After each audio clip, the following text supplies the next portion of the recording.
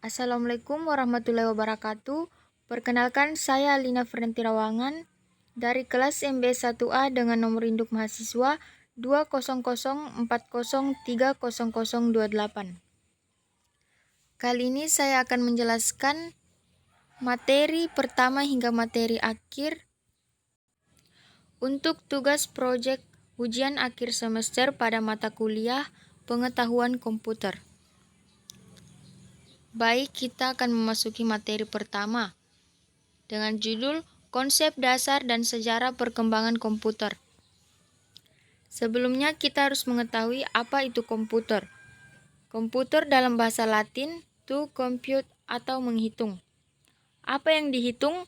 Alat elektronik, dapat menerima input data, dapat mengolah data, dapat memberikan informasi, menggunakan suatu program yang tersimpan di memori komputer, dapat menyimpan program dan hasil pengolahan, serta bekerja secara otomatis. Konsep komputer ada 3, yaitu hardware, software, dan brainware. Konsep Tritunggal ini tidak bisa dipisahkan satu dengan lainnya. Usaha tahap pertama, manusia harus memasukkan program terlebih dahulu ke dalam komputer. Setelah program tersimpan dalam komputer, maka komputer baru bisa bekerja untuk membantu manusia untuk menyelesaikan persoalan ataupun pekerjaannya. Jadi, dapat disimpulkan, komputer adalah kumpulan alat elektronik yang tersusun menjadi rangkaian membentuk sebuah mesin berteknologi dengan kontrol sistem operasi disertai program-program yang mampu menerima dan menyimpan data, melakukan pengolahan dan memberikan hasil dalam bentuk informasi sesuai prosedur operasi yang dirumuskan. Rumusan komputer terdiri dari 4, yaitu yang pertama, perangkat masukan atau input device, yang kedua perangkat proses atau central processing unit, yang ketiga perangkat keluaran atau output device, dan yang keempat media penyimpanan storage device. Sejarah dan perkembangan komputer dimulai dari alat hitung tradisional dan kalkulator mekanik. Abacus muncul sekitar 5.000 tahun yang lalu di Asia Kecil, dan alat ini memungkinkan pengguna untuk melakukan perhitungan menggunakan biji-bijian geser yang diatur pada sebuah rak. Generasi pertama sirkuitnya menggunakan vakum program dibuat dengan bahan mesin assembler. Generasi kedua sirkuitnya berupa transistor program dapat dibuat dengan bahasa tingkat tinggi kapasitas. Kapasitas memori utama sudah cukup besar. Generasi ketiga menggunakan IC integrated circuit, yang kedua kapasitas memori lebih besar dan menggunakan listrik lebih hemat. Generasi keempat menggunakan large scale integration atau LCI. Cray One Computer Super pertama. Komputer generasi kelima merupakan komputer yang mulai menggunakan mikroprosesor dengan teknologi ULSI, Ultra Large Scale Integration. Teknologi yang memungkinkan pemadatan 10 juta komponen di dalam sebuah mikroprosesor. Komputer ini mulai berkembang sejak tahun 1980 hingga saat ini. Manfaat komputer yang pertama, komputer sebagai sarana mempermudah kerja. Yang kedua, komputer sebagai sarana komunikasi. Yang ketiga, komputer sebagai alat hiburan. Yang keempat, komputer sebagai alat pendidikan. Yang kelima, komputer sebagai sarana informasi. Yang keenam, komputer sebagai sarana usaha. Yang ketujuh, sebagai sarana kontrol. Dan yang kedelapan, sebagai sarana alat kesehatan. Pada materi kedua, yang berjudul Perkembangan Komputer dari Masa ke Masa. Perkembangan perangkat lunak atau software adalah perangkat abstrak yang merupakan bagian utama selain hardware. Dari sistem komputer bentuknya paling primitif yang menggunakan aljabar boolean yang dipresentasikan dalam binary digit yang kemudian dikelompokkan menjadi 4 bit, 8 bit, dan seterusnya. Perangkat lunak yang ada hingga saat ini dibentuk dari sebuah kode biner yang dikemas dalam sebuah bahasa mesin, bahasa assembler, dan bahasa C. Perkembangan komputer terjadi setahap demi setahap. Komputer lebih baru umumnya mendukung komputer yang sudah ada sebelumnya dan dikelompokkan dalam era sebelum tahun 1940 dan setelah tahun 1940. Generasi pertama pada tahun 1940 hingga 1956. Selama periode ini, generasi pertama dari komputer mulai dikembangkan. Komputer generasi pertama menggunakan tabung vakum untuk sirkuit dan drum magnetik untuk menyimpan memori. Tabung vakum digunakan untuk memperkuat sinyal dengan mengendalikan gerakan elektron di ruang evakuasi. Generasi kedua pada tahun 1964 hingga 1967. Teknologi tabung vakum mulai tergantikan dengan transistor.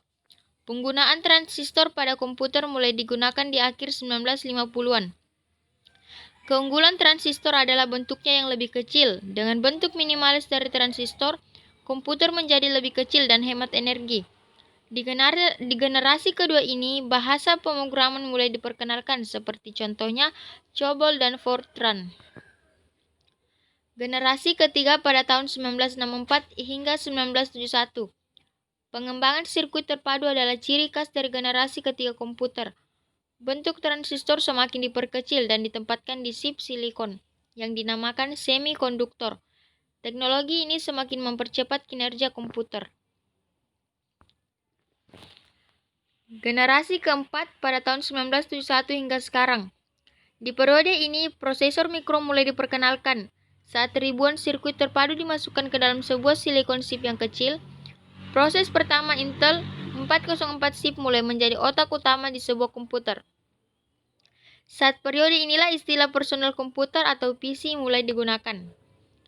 Dan generasi kelima, sekarang hingga masa depan. Komputer generasi kelima dibangun berdasarkan teknologi kecerdasan buatan dan masih dalam tahap pengembangan. Contoh teknologi yang sudah sering digunakan adalah teknologi pengenal suara. Penggunaan pemrosesan paralel dan superkonduktor menjadi dasar dan kecerdasan buatan. Tujuan dari komputasi generasi terbaru adalah untuk mengembangkan perangkat yang merespon bahasa manusia. Jenis-jenis komputer software. Yang pertama, software sistem operasi. Yang kedua, aplikasi seperti bahasa, pemrograman software, paket aplikasi, dan media. Fungsi utamanya, yang pertama, resource manager untuk mengolah seluruh sumber daya pada sistem komputer. Yang kedua, penyedia layanan menyediakan sekumpulan pelayanan untuk memudahkan penggunaan resource. Contoh sistem operasi yang ada, yaitu Unix, Linux, iOS, Windows, dan Android. Pada materi ketiga yang berjudul jenis-jenis komputer dan penggolongan komputer. Berdasarkan prosesornya, komputer digolongkan ke dalam 3 bagian, yaitu mainframe, mini komputer, dan personal komputer atau PC.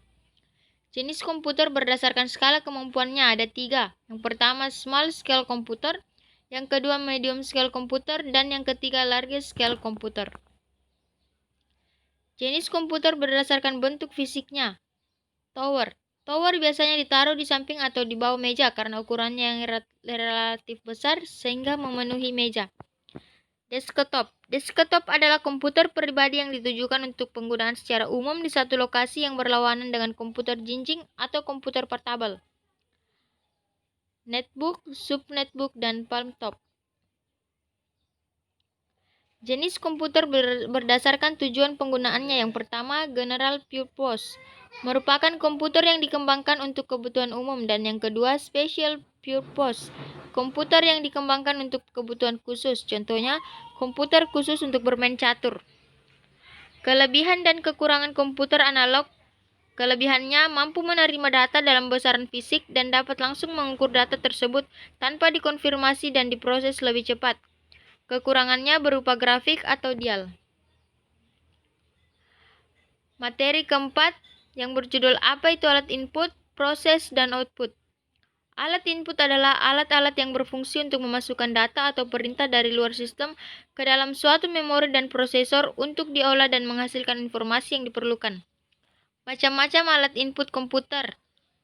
Keyboard, mouse, joystick, touchpad, CD, modem, flash disk, DVD-ROM, digitizer, barcode, scanner, light pen, scanner, trackball, mikrofon, dan webcam. Adapun pengertian dari alat input langsung dan alat input tidak langsung.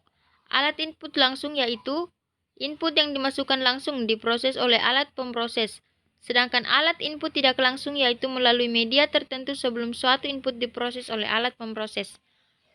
Contoh alat input langsung: mouse, keyboard, scanner, light pen.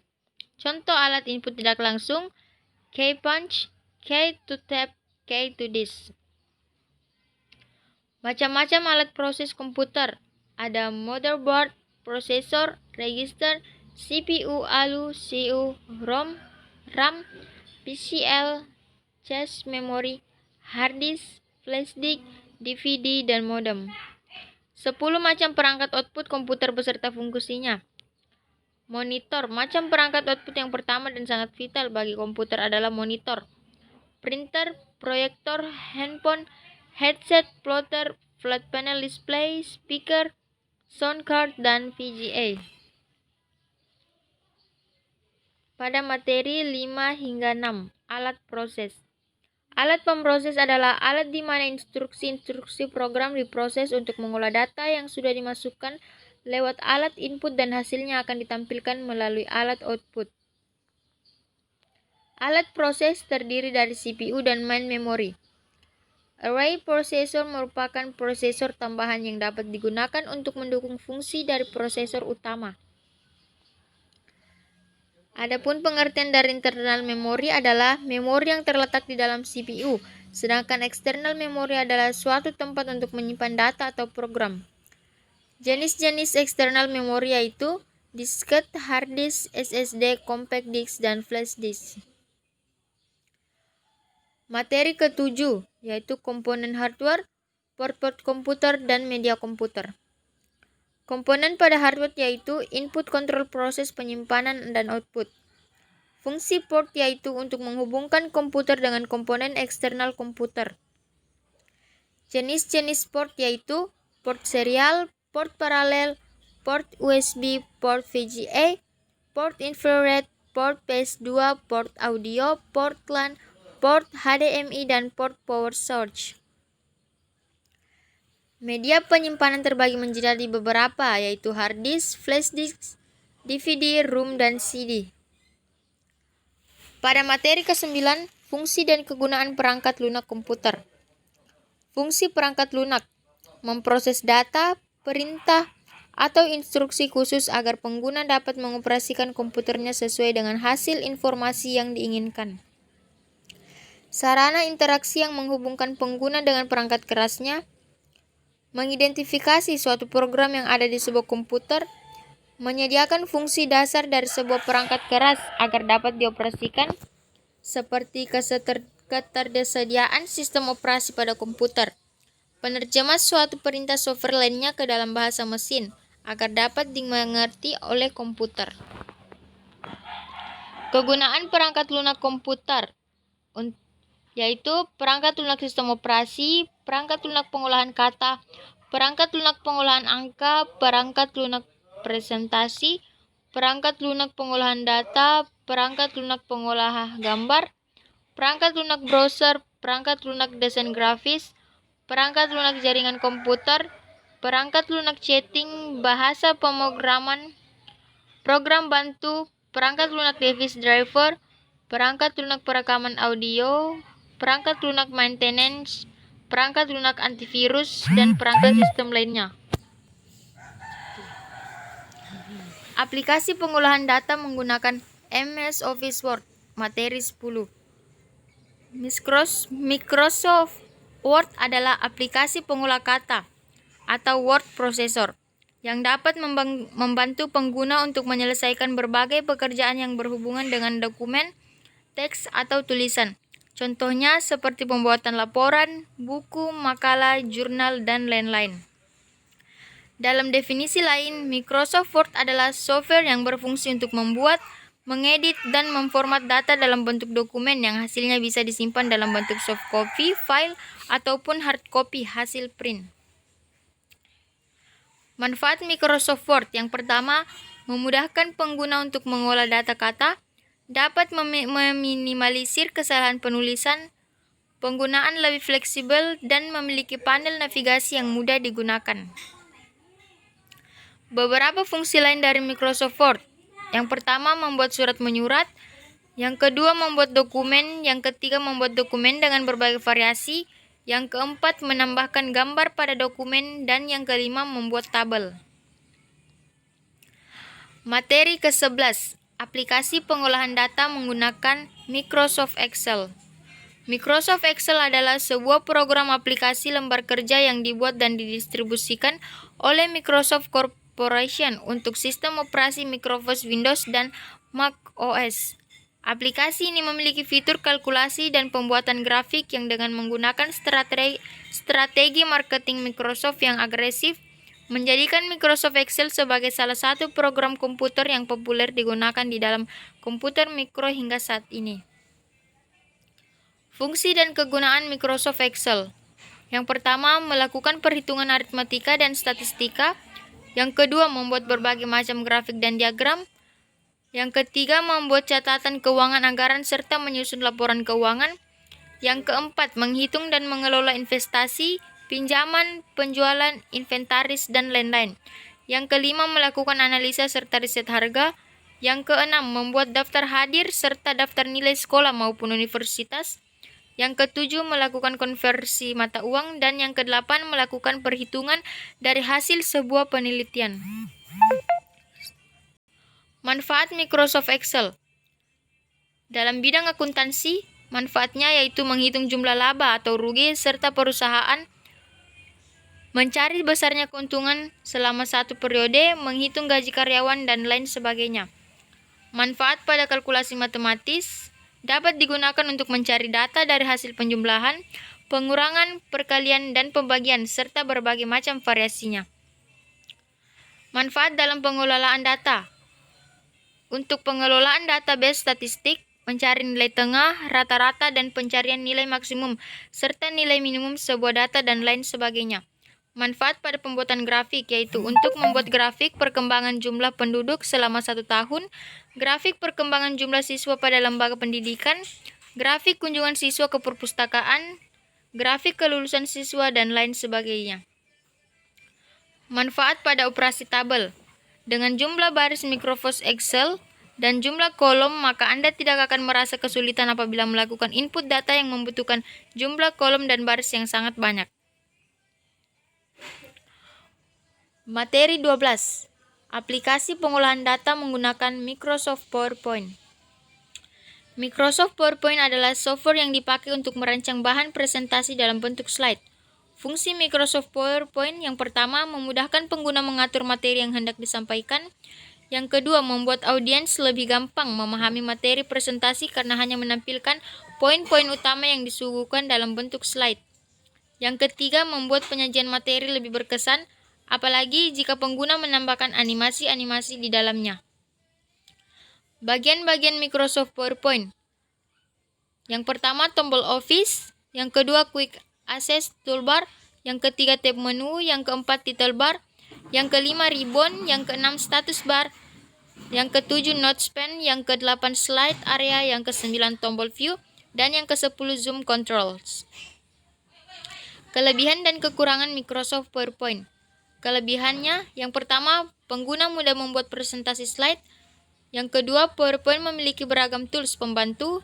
Yang ketiga, file bisa diekspor ke PDF. Yang keempat, PowerPoint mempunyai fitur kolaborasi. Yang kelima, memiliki fitur layanan awan. Dan yang keenam, fitur proteksinya sangat bisa diandalkan. Kekurangannya ada 3. Yang pertama, tidak bisa digunakan di komputer dengan OS lain, hanya khusus Windows saja.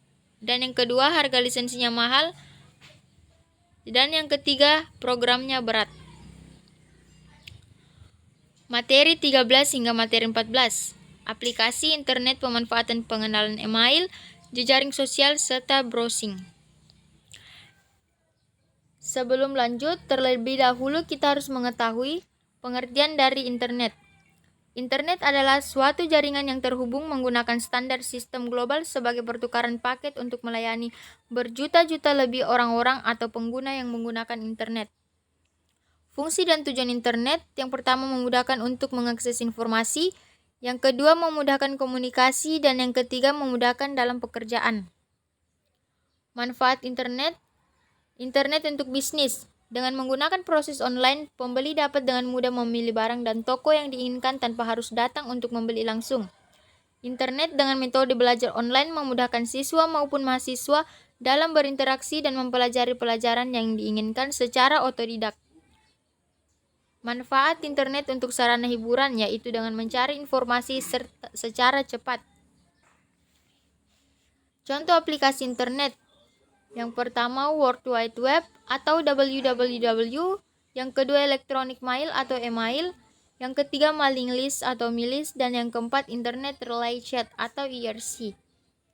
Jejaring sosial adalah suatu struktur sosial yang dibentuk dari simpul-simpul yang umumnya adalah individu atau organisasi yang dijalin dengan satu atau lebih tipe relasi spesifik seperti nilai, visi, ide, teman, keturunan, dan lain-lain.